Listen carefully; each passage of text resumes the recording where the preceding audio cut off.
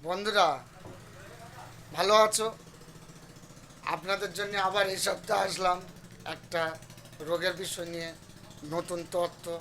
এইগুলো আপনারা শুনবেন, নতুন নতুন তথ্যগুলো শুনবেন। ভিডিওটা যখন ইউটিউবেতে যাবেন, সামনে পড়বেন, আপনারা শুনবেন। তথ্যগুলো না শুনলে আপনারা কিচ্ছু বুঝতে পারবেন না। এই যে দীর্ঘদিন কি হচ্ছে, বিছানায় পেচ্ছাপ করছে, ছোটোর থেকে বড়। এই এই যে বিছানায় পেচ্ছাপ করাটা মারাত্মক ধরনের রোগ। একটা 15 বছরের ছেলে, একটা 20 বছরের মেয়ে, কিংবা একটা 40 বছরের ছেলেরা যদি বিছানায় পেচ্ছাপ করে, এ একটা রোগ। এই রোগের থেকে কী হচ্ছে, একটা নতুন কুটুম বাড়িও যেতে পারছে না, একটা মেয়ে বিয়ে দেবে সেও দিতে পারছে না, যেখানে যাচ্ছে ট্রিটমেন্ট চালিয়ে যাচ্ছে, সুস্থ হচ্ছে না। ঠিক আমাদের কাছে আসুন, আমরা গ্যারান্টি দিয়ে এখানে গাছরা ওষুধ দেবো। আপনার মাদুলি করে 10 থেকে 15 দিনের মধ্যে আপনার রোগটা সুস্থ হয়ে যাবে, আর 100% গ্যারান্টি পাবেন। আরও একটা কথা বলছি, যেমন একটা মেয়ে সারাদিনে 15 থেকে 20 বার পেচ্ছাপ করছে, টয়লেট করার পরে দেখা যাচ্ছে তার সাথে সাদা সিরাপের সম্ভাবনা দেখা দিচ্ছে। কী কী সমস্যা বোঝা যাচ্ছে, তার শরীরটা শুকনো হয়ে যাচ্ছে দীর্ঘদিন।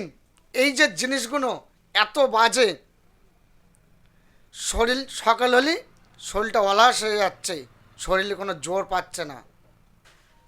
তাহলে এই জিনিসগুলো এমন এমন বাজে জিনিস, তার জন্যে গার্জেনরা চেষ্টা করছে, সব জায়গায় যাচ্ছে ঠিকই, সব জায়গাটায় তো সব রোগটা ভালো হয় না।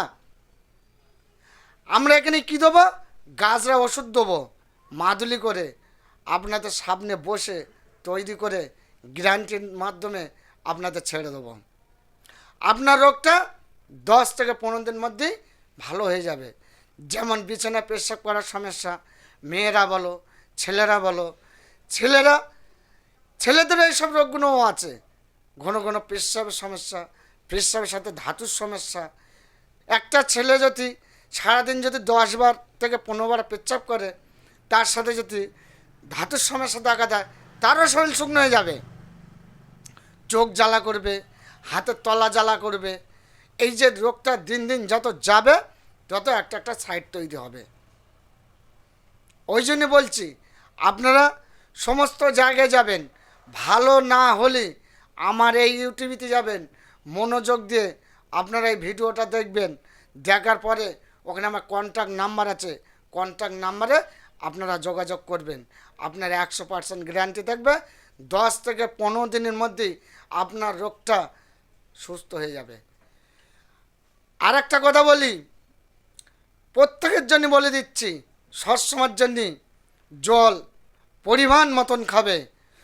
যত জল খাবে তত রোগ সরাবে, যত জল কম খাবে তত রোগ দেহের ভেতরে তৈরি হবে, আর যত জল খাবে তত আপনার রোগগুলো সরে যাবে।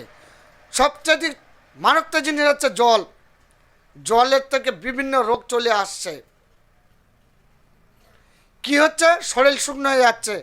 আপনার সারাদিনই 6 লিটার জল খেতে হবে, সেখানে খাচ্ছ কতটা, 1 লিটার জল খাচ্ছ, তার থেকে আপনার ঘাটতে যাচ্ছে, তার থেকে বিভিন্ন রোগ দেখা যাচ্ছে বিভিন্ন। তা অনুরোধ করে বলবো, আপনারা বারে বারে বলছি, জলটা বেশি ব্যবহার করো। জলের ওপরে কিচ্ছু নেই, জলটা এমন একটা জিনিস, জলের ওপরে কিচ্ছু নেই। জল বলো পানি বলো, তোমরা সবসময়ের জন্য বেশি করে ব্যবহার করো।